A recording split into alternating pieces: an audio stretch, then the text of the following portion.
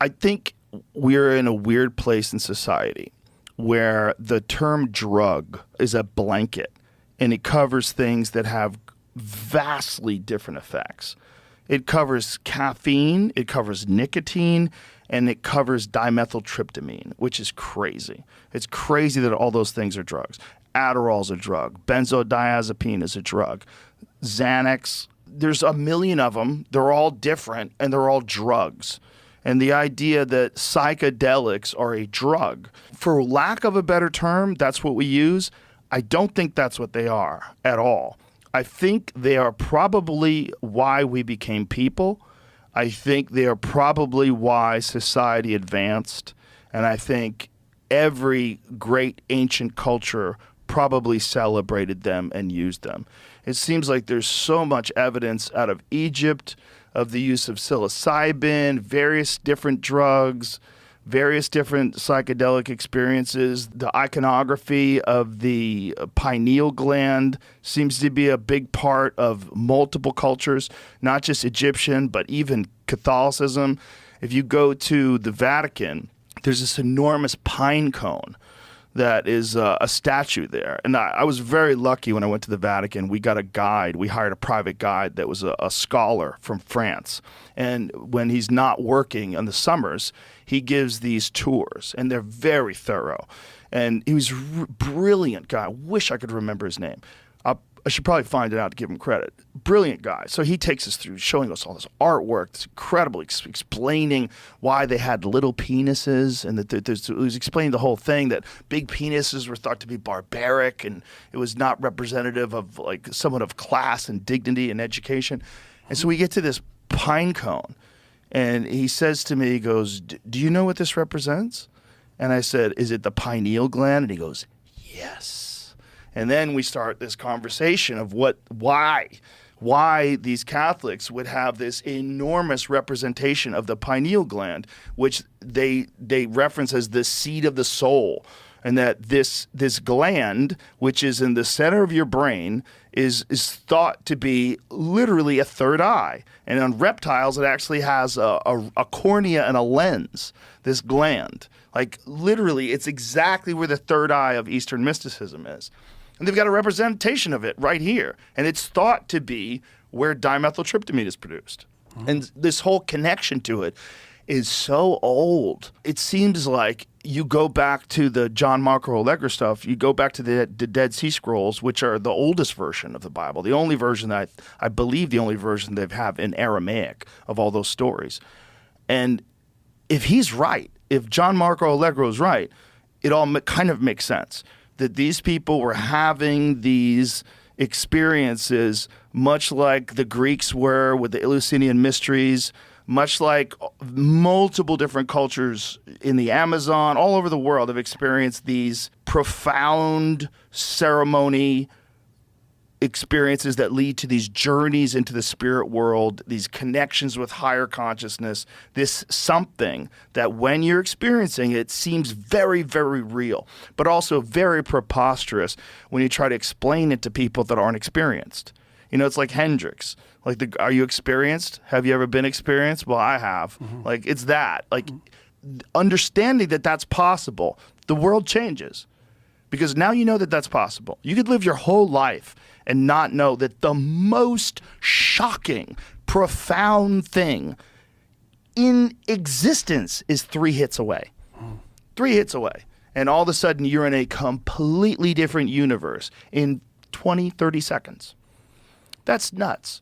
And the fact that that is dismissed, that people look at it as like, oh, you're just escaping reality, and you're like, it might be the source of civilization itself. It might be the source of language. It might be the source of the expansion of the human mind over a period of 2 million years, the doubling of the human brain over a period of 2 million years, which Terence McKenna felt directly coincides with the shifting of the tropical rainforest turning into grasslands, which would force these primates to experiment with new food sources, and these ungulate cows that were everywhere that would shit, and then these psilocybin mushrooms would grow in their shit.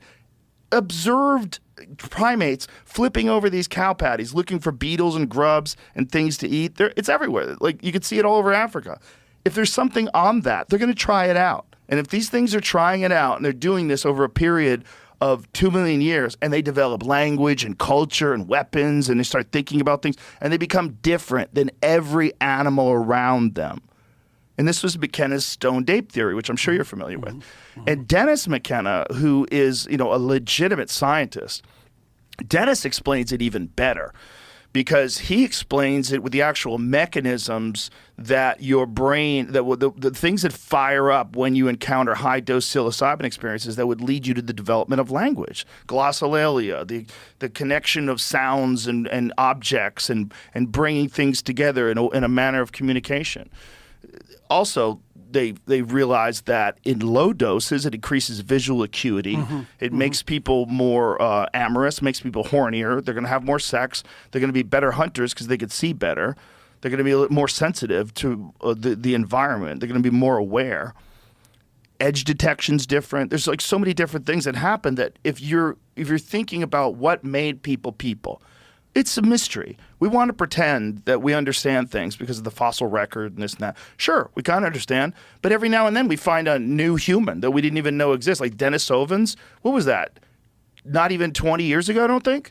So now there's a whole other branch of human beings that they weren't even aware of 20 years ago. Whatever the fuck happened that took us from all the other primates that are still here and made us this, it's pretty profound.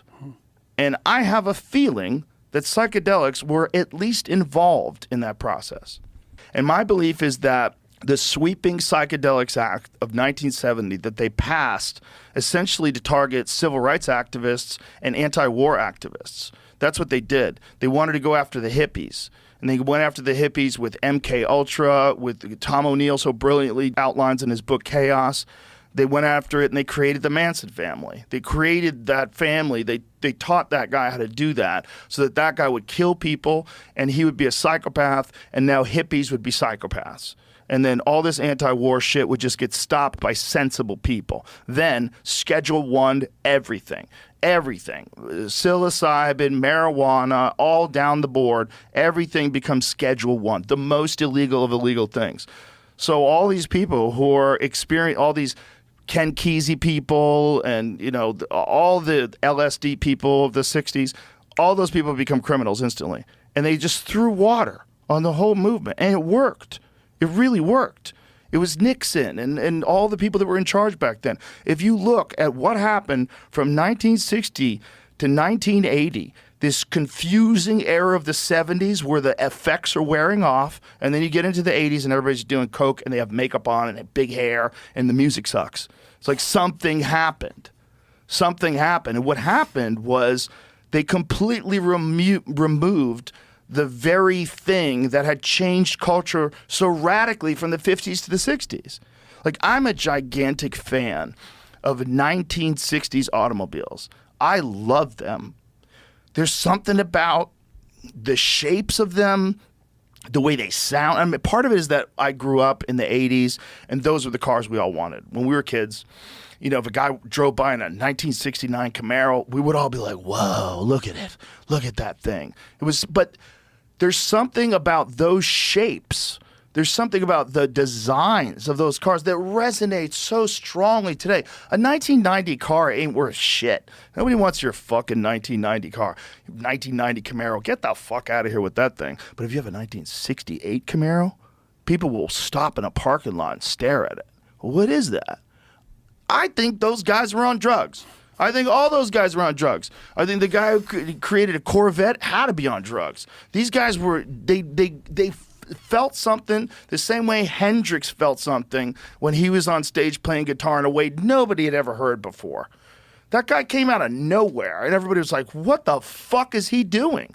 It was so different that Eric Clapton watched him for the first time and was like, I should probably quit playing guitar. Like, what the fuck am I doing compared to this guy? Like, Jesus Christ, everybody was like humbled and confused by it. Psychedelic inspired, 100%. 100%. And there's something about throwing water on that in the 1970s that I think has done a massive disservice to our civilization, a massive disservice, because it's equated these things with people that have poor discipline and bad social skills and ne'er-do-wells who fail in society, and that's not true.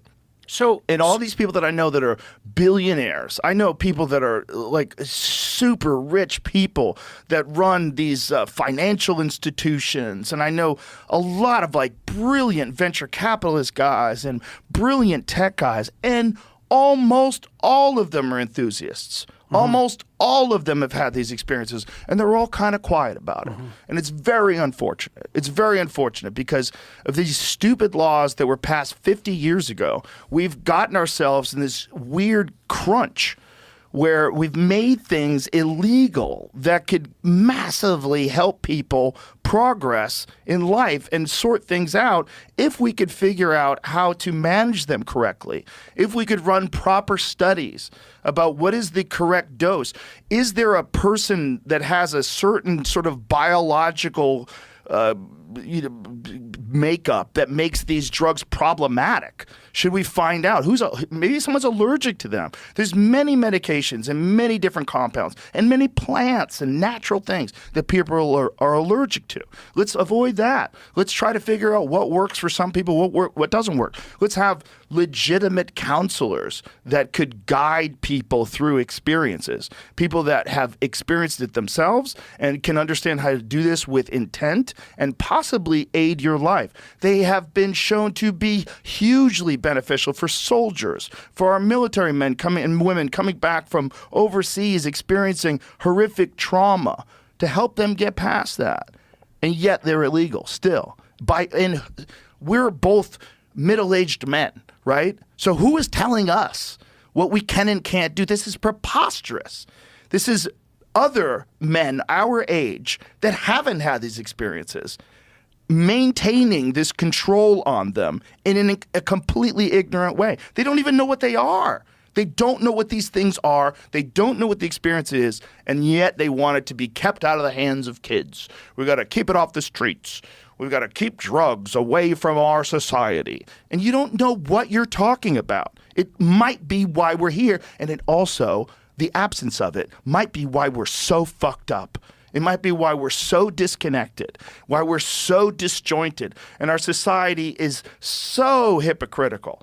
I mean, the most pro-life people are also pro-death penalty. It's like across the board, everything. The people that, want no crime but don't want to stop the emergence of crime by funding programs to try to fix the inner cities, and they want to. Our whole thing is disconnected. And I have a feeling that a big part of that is that we have not been given access to tools that have helped people literally become what we are today. And if they're if you read Brian Murarescu's work, and if he's correct, and these people that are studying the Eleusinian mysteries and the literal emergence of democracy as we know it, probably all of it came out of psychedelic experiences.